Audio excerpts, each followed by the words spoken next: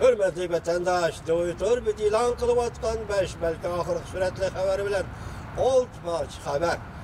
Şu 4-5 gün için ilan kılgan 6 parça haberde haber taptılar. Bu da başka matbuat ilan kılgan bu bilgi sizin bizim tormuşumuzga münasebetlik iş ve milletimizge münasebetlik iş. Şuna tekrarlargan bu meni keçiringli vatandaşlar bu haberlerini herkes taşlap koyuşku yoki başkalar haber kıldı men to'xtab qilay deyishga bo'lmaydi. Endilikda men sizlarga yana bir xabar endi. Hozir Amerika Qo'shma Shtatlar Xalq Jamhuriyati o'rtasida suhbatga va yoki sodi suhbatga munosabatlik Amerika xalqi qanday ko'z qarashdi. Shu to'g'riliq so'zlayman. Bugun Teslaga 2019-yil 3-oyning 1-kuni haftaga juma mavzumunda bütün Amerika Qo'shma Shtatlari xalqi Cumhuriyet'in yol qo'yishini talab qildi. Prezident Trump bilan Xi Jinping suhbati Beyshamga duch keldi. Mavzuli xabar 2-oyning 27-kuni Fransiya xalqaro radiosida e'lon qilindi. Xabar bunday boshlandi. Amerika bilan Cumhuriyet o'rtasida 90 kunlik suhbat muhlati oxirlashay deb qoldi.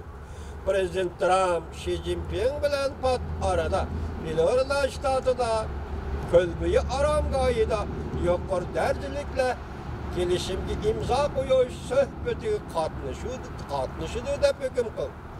Lekin Amerikada Demokratlar partiyasi, Cumhuriyetçiler partiyasi, ikki partiya, hatto Prezident Trumpning maslahatchilari Cumhuriyetning zo'r darajada yo'l qo'ydiganligiga ishonch qilolmadi. Bugun Amerika bütün mamlakat xalqi Cumhuriyetning zo'r darajada yo'l qo'yishini talab qildi. Buningdan Prezident Trump zo'r darajada besham his qildi. New York vaqt gazetasi xabar qilib bunday ko'rsatdi. Amerikada Demokratlar partiyasi ogohlantirib, kelishim imzolashga oldirab ketmanglar va Cumhuriyetga oldinib qolmanglar dedi.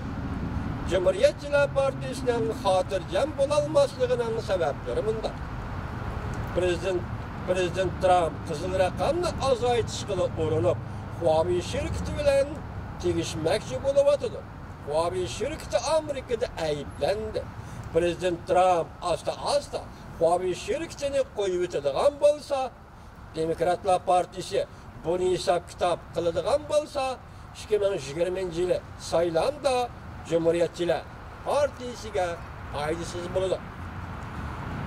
Xabarda bunday ko'rsatildi. Navbatda xabardor bo'ldikki, Cumhuriyet taraf Amerikadan purchoq va tabiiy gaz ishlab chiqaradigan bo'libdi va sotib oladigan bo'libdi. Amerikadan purchoq va tabiiy gaz sotib oladigan bo'libdi.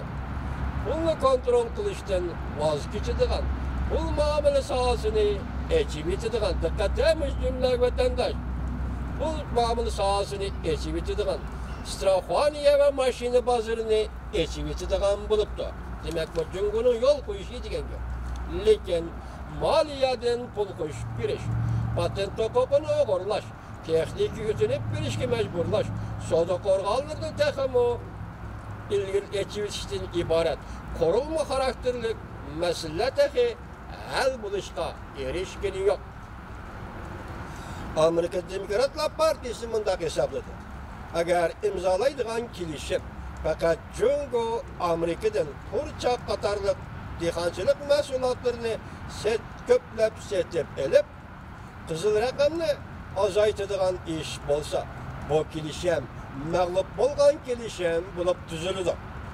Demokratlar partiyasi senatori Ron Biden bunday dedi. Amerika iqtisodiga nisbatan aytganda eng yadrolik masala shuki, Cumhuriyet bozor iqtisodi prinsiplaridan o'zini qochiryotdi. Agar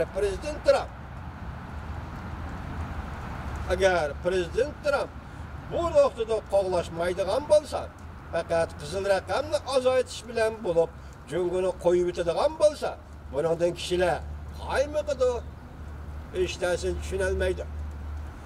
Cumhuriyetçiler partiyasi bo'lsa Prezident Trumpning Cumhuriyet bilan yarim yota kelishim imzolashidan ansiraydi.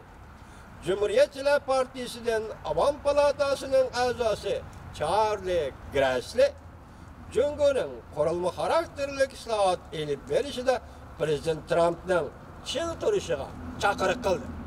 Demek hazır bütün memleket Amerika halkı Cumhur sen yol koysan da vatıdı. Biz avval kıldık işimizi ne de tarihi pek yetip geldi. Demek Amerika halkı oygandı, Amerika halkı kozgaldı, Amerika halkı Prezident Trump'ın kollu degan söz. Fakat hem Cumhur bilen tuzulgan kelişimden qandaq kelişim bo'ladiganligini belgilaydigan birdan-bir omildir. Vatandaşlar.